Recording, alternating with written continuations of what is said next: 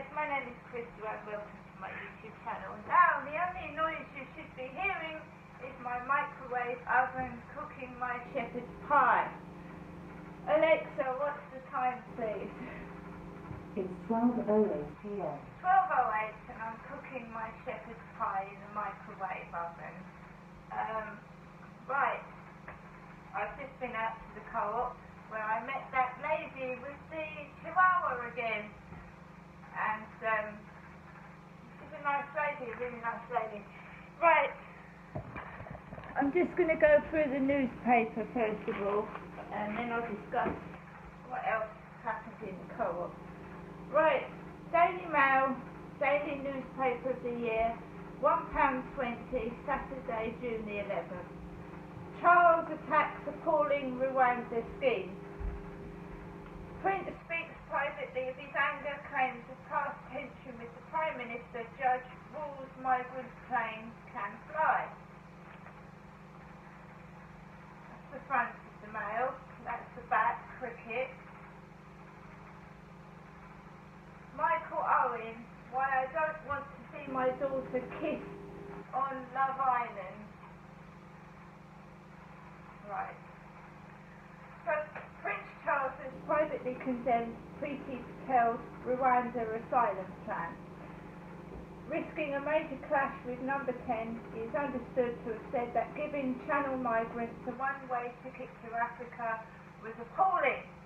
But a High Court judge last night threw out a bid to halt the first charter flight to Rwanda due to take off on Tuesday.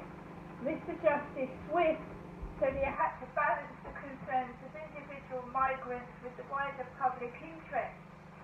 The Daily Mail has learnt there has been friction between the heir to the throne and Boris Johnson. So we go to page 6 of the Daily Mail. With each grumbling about the other being late for official appointment. Allegations of tensions between the two men echo reports of the strange relationship between the Queen and Margaret Thatcher when she was Prime Minister. A union representing Border Force staff and two charities claimed in the High Court yesterday that Rwanda was an unsafe country and Miss Patel was exceeding her powers as Home Secretary, but rejecting their application for a temporary injunction blocking next week's first flight. Mr. Justice Swift said it is important for the Secretary of State to be able to implement immigration control measures, and preventing that would be prejudicial to the public interest. He noted there was a need for vigilance over the fairness of the Rwandan asylum system, but that was not grounds for scrapping the policy. The legal challenge was brought by the Public and Commercial Services Union, which represents thousands of Border Force staff, and the charities Detention Action and Care for Calais. Responding to the ruling, Mr. Johnson said, "Welcome news from the High Court today. We cannot allow people, traffickers, to put lives at risk, and our world-leading partnership will help break the business model of these ruthless criminals."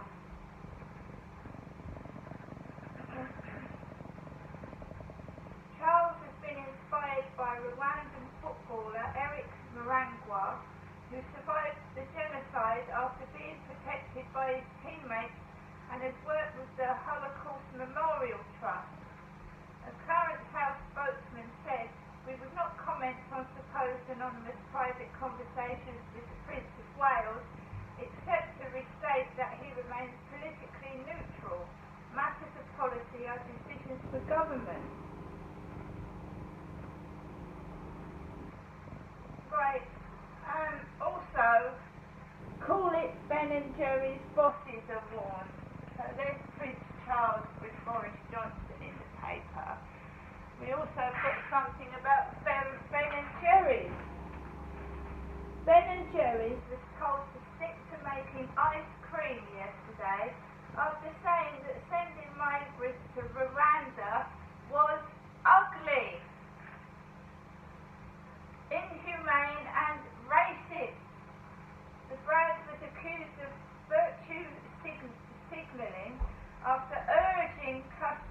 join a planned protest march against the policy.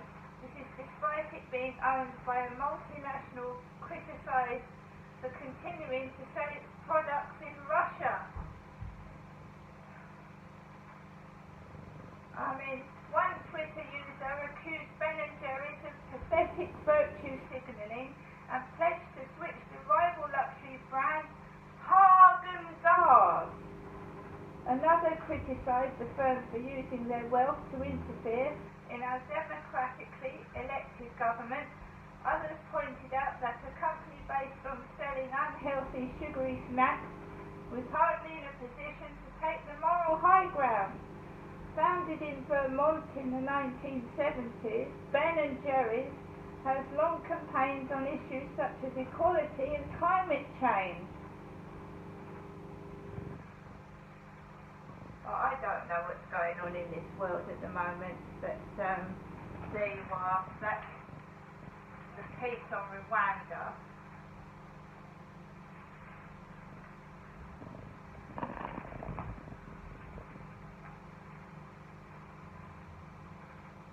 Right, we've got Madonna kissing Britney Spears in the newspaper. So Madonna is kissing Britney Spears in the newspaper. Two women kissing. Because Britney Spears is about to get married. But at Britney Spears' big day, Madonna 63 also took the opportunity to give Britney Spears a smacker on the lips. So they've had their wedding, Britney Spears and Sam Asghari at their glamorous wedding.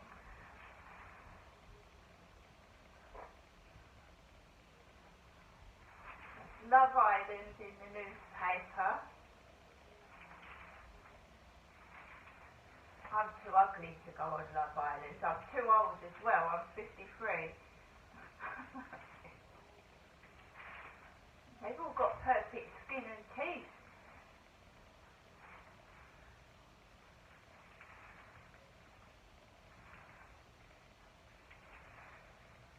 I've never been cast for anything. No. I'm a cast off. I'm somebody's cast off. I've never ever been cast on a soap opera, a film, a quiz show, nothing. Andrew's an absolute fool. Prince Andrew has been branded an absolute fool by the French socialite who sued him over a ski chalet debt after it emerged he has yet more money troubles. A freezing order has been placed on the Duke of York's controversial 18 million retreat in the Swiss resort of Verbier, which is in the process of being sold reportedly to help him pay off sex abuse victim Virginia Roberts. Prince Andrew's in the newspaper.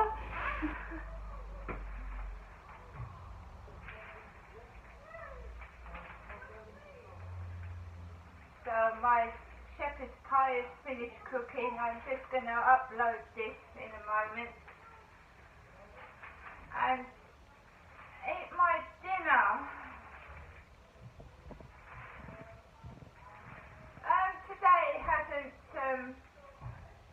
been too bad after all, but also in this newspaper, if anybody is interested, is a piece about Weight Watchers. You know, losing weight. Lose up to half a stone for summer. You know, that was advertised on the front as well. Losing up to half a stone for summer with Weight Watchers. I love my food too much. I'm so sorry. So there you are. And there's a lovely daughter pendant on the back.